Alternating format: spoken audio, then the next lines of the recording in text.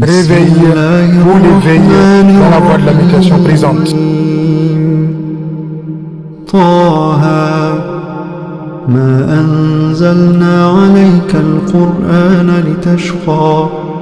Là, si aujourd'hui, de là où tu te trouves en train de m'écouter, tu te sens mal, malgré tout ce que tu sais intellectuellement, malgré ce que tu penses avoir, malgré toute la richesse et toute l'existence que tu as, malgré toute la connaissance spirituelle et la promenade coranique, et toutes les actes d'adoration que tu fais, si tu sens encore que les choses ne vont pas dans le sens de te satisfaire, si tu sens encore que les choses ne sont pas dans le sens de te permettre d'être heureux, tu sens que malgré les joies que tu exprimes, elles sont limitées et qu'elles ne sont pas continues, donc elles ne sont pas bonheur, je vais te dire que c'est normal.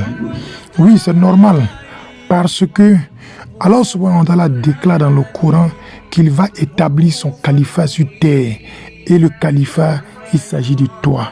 Il s'agit de moi, il s'agit de tous ceux qui existent sur la terre. Mais ce califat-là, comment est-ce qu'il faut le réaliser? Oui, parce que c'est là que se trouve la question. La réalisation du califat est une nécessité pour trouver la joie. Parce que Dieu dit dans le Coran qu'il nous a harmonieusement façonnés. Dieu nous dit dans le Coran qu'il nous a fait dans la forme la plus parfaite. Dieu nous dit dans le Coran qu'il nous a mis au-dessus de toute la création. Mais comment comprendre que nous avons été déclarés être au-dessus de tout? Et comment comprendre que tu sois dans cette situation que tu es aujourd'hui? Ce que nous sommes en train de parler, c'est pas d'avoir l'argent, c'est pas d'être riche, c'est pas d'être l'homme le plus aisé, c'est pas de survivre. On ne parle pas de survie, on parle de vivre. Vivre simplement la vie que Dieu t'a amené à vivre. Parce que regarde, l'être humain que nous sommes, tout ce que nous concevons, tout ce que nous créons avec un but. Mais comment peux-tu comprendre que Allah subhanahu wa ta'ala peut te créer, permettre ton existence sans qu'il y ait un but? Pendant que ton empreinte là, personne ne l'a dans les 7 milliards de personnes qui sont existantes. Pendant que ton ADN, personne des 7 milliards qui sont sur la terre ne l'a. Comment tu peux comprendre que tu n'as pas été créé pour un but, mais tu as été créé pour venir apprendre à survivre, payer des factures, te lutter pour pouvoir trouver à manger, à lutter pour avoir une femme pour aller coucher avec elle? Est-ce que tu penses que c'est pour ça seulement que tu as été créé? Si tu penses que c'est pour ça que tu as été créé, alors laisse-moi te dire que c'est normal que tu te sentes comme tu te sens actuellement.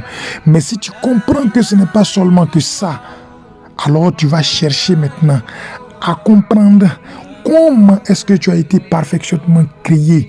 Parce que sache qu'il y a un programme par le Créateur qui a été mis en toi pour développer quelque chose qui va servir à l'humanité, qui va servir à ta famille, qui va servir à ton peuple, qui va servir à ta région, à ton continent, de sorte que tu sois en train de libérer tout ce potentiel que Allah subhanahu wa ta'ala a enfoui en toi, afin que tu puisses véritablement être utile à l'univers.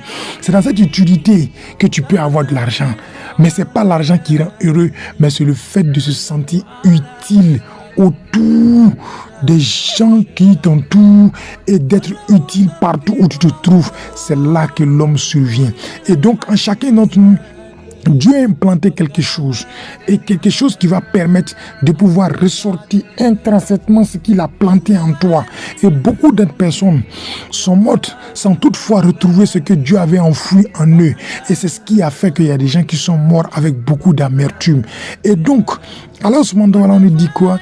Il va nous dire que pour entrer parmi ses serviteurs, parce que c'est uniquement que ces serviteurs qui entrent dans ce paradis, ils disent, vous qui avez été créés là, sachez une chose, que pour que vous puissiez être permis dans le paradis que j'ai créé, il va falloir que vous entrez parmi mes serviteurs. Mais pour entrer parmi les serviteurs d'Allah subhanahu wa ta'ala, il va falloir atteindre l'apaisement, la satisfaction. Et cette satisfaction n'est possible que quand tu as la possibilité d'être utile au monde qui t'entoure. Qu'Allah nous donne la bonne compréhension. Wassalamu alaikum.